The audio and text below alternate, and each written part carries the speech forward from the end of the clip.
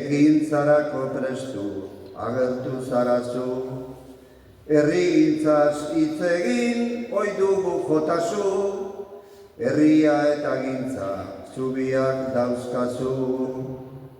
Bakarrik, Marizu Morazoa, Zeder Galantori, Iturri da Bartolo, ezin ezu etorri, Iturrian zer da opa. Eta, esango jaso, euskaraz rapeatzen, ez aretu Euskal Herritik ateratzen. Ez da ia, birak internazionalak egiten ditugu. Joseba! Kaixo! Zemo zaude? Etxo polvo, Bai, ze, behobian nola aurkatu zenun? Giroi emarzian eta esna. Ezu, eta txuste, 3 ordutan izenura. 2 ordu eta 40. Euskara dagokion egoerara eramateko jardunean gizarte arlo guztiek dute zeregina, denok dugu eta zeresana ere noski.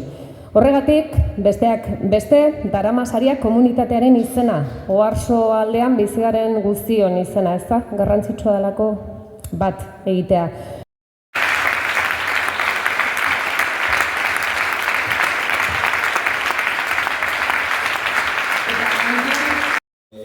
Ez da etorri gaur, estariko komunika eta etxean dago.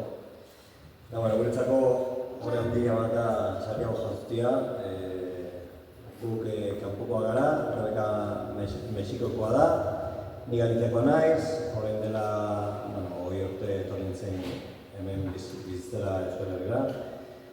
Eta, guretzako hori handia izan da Sarriago jantzia.